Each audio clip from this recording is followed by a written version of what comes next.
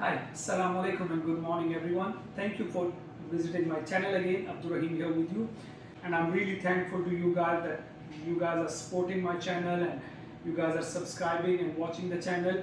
My request is to share it with the others so we can make a bigger family, because very soon we will start discussing cases, so it's going to be more interesting if more people will involve. Okay, so let's go back where we left before. So we finish in valvular heart diseases. We finish over mitral regurgitation and mitral stenosis topic. Now we will start aortic regurgitation topic.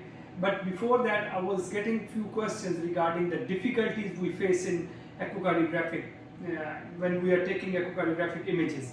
So I will try to summarize them, okay, and then from next video we will do the aortic regurgitation.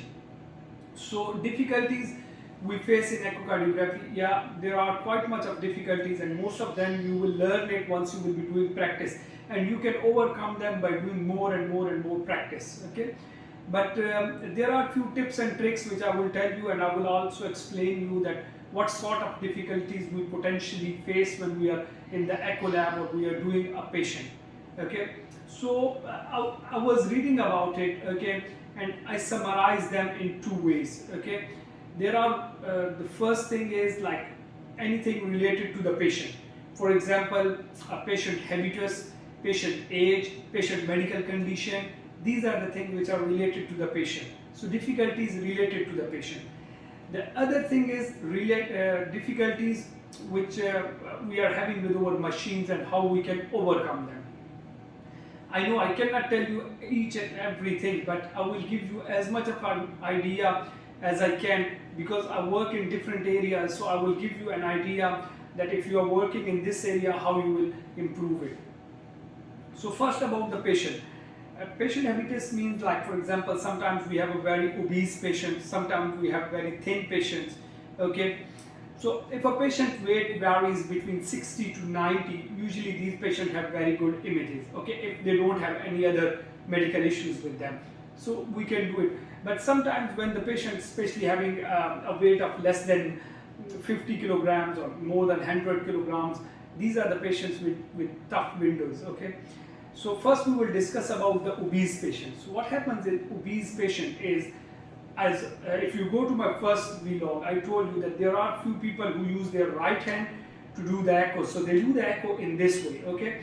So there are some people who use their left hand and they do the echo in this way. So the patient is there, their elbow is on the patient's bed and they are doing it in this way. I'm doing it with my left hand, but I can use my right hand as well. So I will suggest you that all of us should train ourselves with both hands, okay? Because there are something which, where we can use right or left, both arms. So I will, so in this obese patients, because you need to come over the patient from the right hand, it's going to be very tough. If the patient is obese and you are going to take the apical views, you need to really go down to get the view. Once you are going down, you cannot, your muscles are very much flexed, okay, stressed muscles, so you will have pain, especially in your cervical, your shoulder and your elbow muscles. So please don't try to press too much down, because your muscles will broke. So what you need to do is try to use your left hand, or if you are not trained to do the left hand, ask someone who is using the left hand to do that scan for you. I know it's very tough once you are in the echo lab to ask someone to do your patient, but you need to have good relations with the others. So you can ask someone who is having left hand, so they can do that scan for you, okay. So he will have an advantage that he can press it from here. I know his shoulder will also be in pain after that, and it's not like he will be easy. But these are the pains you need to keep in mind, that sonographers do have these issues. So the best thing to avoid it, do regular exercise, especially for these muscles, okay.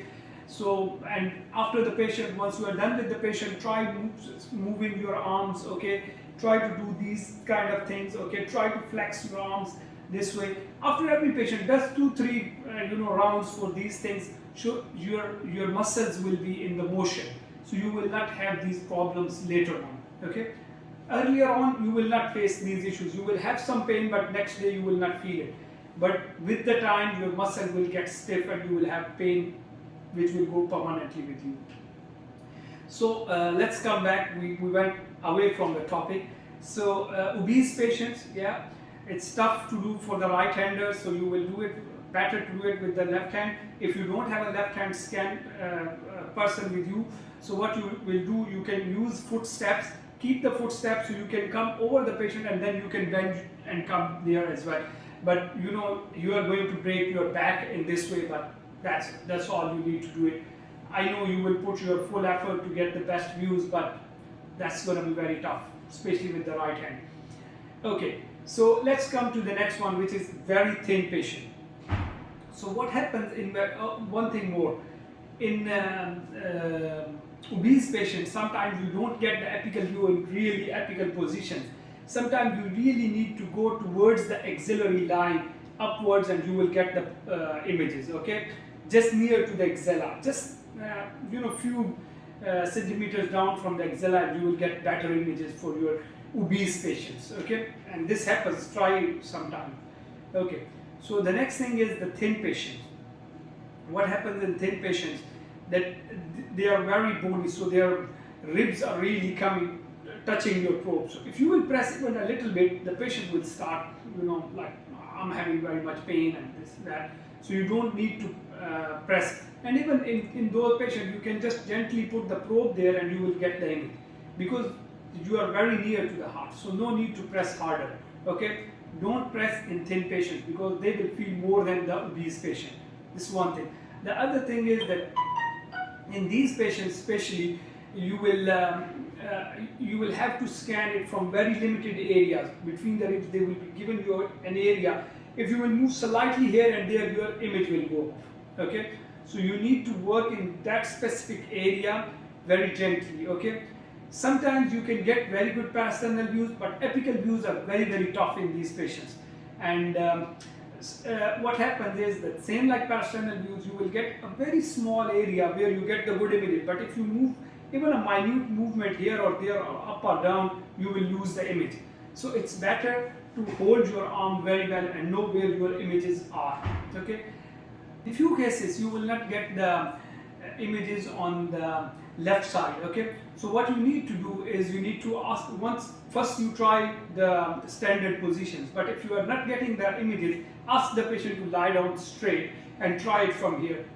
This trick works few times, so it's better try to use this one, okay? And then don't forget that these patients will have very good subcostal views. You can get all the images from subcostal views, your parasternal, your apical, all the information you can get it from subcostal views, but it doesn't mean that you only do the subcostal view and forget the other. You need to put your 100% effort to get the images, okay? So these are two things. Next thing is the respiration. So most of the patients, almost I think every patient has issues with the respiration with the images, okay? So the tricky thing is that some patient will have good images once they take the full breath in and hold it, okay? So this is one thing. The other type of patients are that once they take the breath out, okay, and then they stop, then they will have a good image. These are the second. The third one, which I feel in my career, the difficult one, are when you get a good image in between. Like patient takes a small breath in and then you see a good image, okay? And if he takes a long breath, you don't see it. And if he takes a breath out, you don't see perfect image. So the image is in between. So being a sonographer, you need to pay a lot of attention that where you are going to get your best image. And then you need to routine your patient alongside with it. You need to tell your patient, just take a little breath in, hold, okay, hold it here. So you can let your patient understand, and once you will repeat this 1 or 2 times, patient will understand by himself.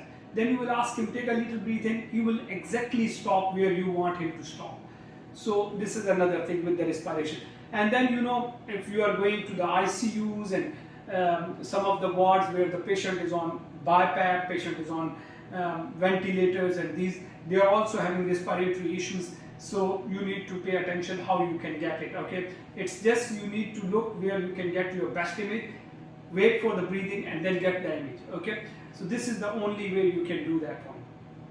So, and then another thing is that in ICUs or in some of the wards where you go and you see that there are patients who cannot turn on the left side. You just had the supine position. Maybe a patient came with after the angiography, or a patient came after a surgery and they can't move. Okay, so you need to do the procedure on your on the supine position.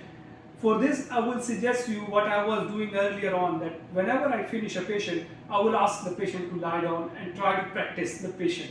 On a normal patient, I will try myself to be familiarized that if I get this kind of patient, how I'm going to do it. So this was my routine earlier on in my career. Because once I started going to ICUs, I was struggling to get the images. So then I started this thing that when I'm in the lab, I know I'm getting good images on the standard position. After finishing the patient, I will ask the patient, because at the last image you ask the patient to lie down and you are taking the suprasternal. After finishing the suprasternal, try your parasternal and apical views. These images you will do practice and then you will be getting better in these images. Okay. Then another thing is like post-cardiac surgery patients, okay, or any kind of thoracic surgery patients, okay, where you have, the chest is already bandaged and you don't have parasternal images available and patient cannot turn. These are even more challenging patients, okay. So you need to try to get the apical views. You will be very lucky if you are going to get them. Then you can go to the subcostal view. You will get some subcostal views. But most of these patients, I notice one thing is that subcostals will be not from the same mid line from the subcostal. No, sometimes you need to get more towards the left side, okay, end of the ribs, left side, and you press there and you go towards the heart. Always keep in your mind that your direction should be towards the heart. Your angle should be coming towards the heart, not like you are pressing there, but your angle is going towards the left shoulder, so you are not going to get. So your angle should be going towards the heart, like your waves, you are sending it towards the heart. So either towards the right or towards the left side, you will get the images. Then another trick in these patients is that if you are not getting the images, try or talk to your doctor that what their questions are. For example, if you are trying your best and you are not getting any kind of images and doctor says, we want to know about the IVC, how is the IVC? So you can just go more towards the right side, okay, end of the ribs, just on the second last intercostal space or the last intercostal space, just put it there and move towards the heart side. You can see a better IVC and hepatic veins there. So these are the tricks you can use it in ICU, especially in cardiac ICU. Then there are patients with LVADs, which is left ventricular assist device, and these kind of or maybe a TAVI done or these kind of things, where you can't proceed from these views. So you will only have to get the from the subcostal views. So always not only try from the mid subcostal area, try to go both sides, left and right. Hopefully you will get it. Always keep in mind that pneumothorax, air in the lungs, also makes imaging very, very tough. Okay. Also keep one thing more in your mind, that usually the pulmonary disease patients, like for example COPD and these kind of patients, are very tough to scan because their images will be very tough. Again, these will come with the practice. You need to keep your 100%, and at the end sometimes you will get good images. But if you are not getting good images, that's all we can do. We did our 100%, we can't get the images, then the machine thing will come. So then I will quickly touch the age issue. Age, especially in elderly age, heart gets a bit D-shaped, okay? So it gets a bit of, even from the parasternal views, you are getting an image of apical views, okay? And parasternal views, that will be like up second or third intercostal space. You will be getting parasternal views like fifth or sixth intercostal space, where we are usually getting our apical views. So if you are having a thin patient, an aged thin patient, and you are trying to get the parasternal views and you are not getting it, don't put your efforts on the upper side of the parasternal. Come down near to the subcostal area, just one or two spaces up from the subcostal area, okay, like second, second last or third last intercostal space, and hopefully you will get parasternal views there. And apical views will be also very close to this area. Okay, if you will go towards, slightly move towards the apex from there, and you will get the best apical views there. And then don't forget again, the subcostal views will be very, very good in these patients.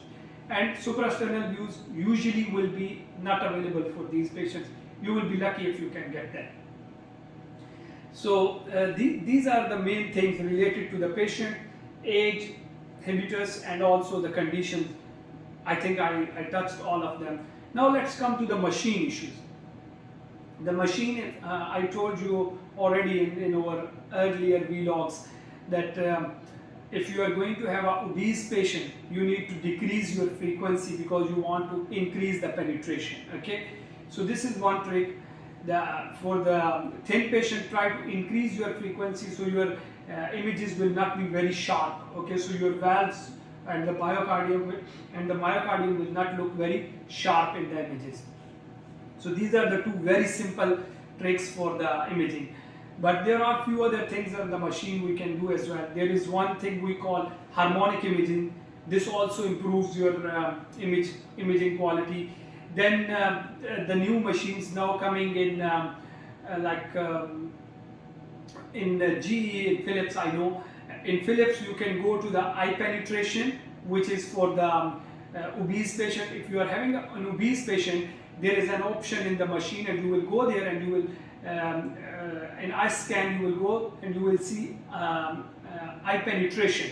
Okay, go to the penetration one, and it will increase the penetration, and you will get better images. Okay, in the GE, you can go to the tissue sharpness, and you can go to increase the sharpness to soft to more sharp. Okay, so this is one more thing in GE and Philips.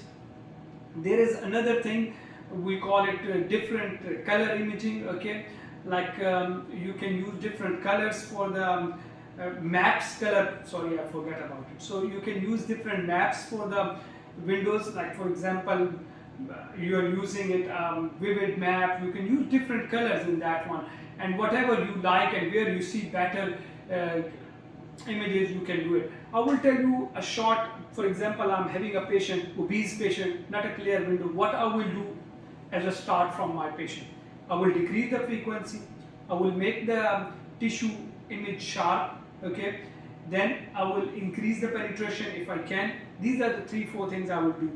Then I will turn on harmonics, and the last thing, if still it's not working, then I will use different color maps, and we'll see where I can see it. Okay, so these are all things which we can do.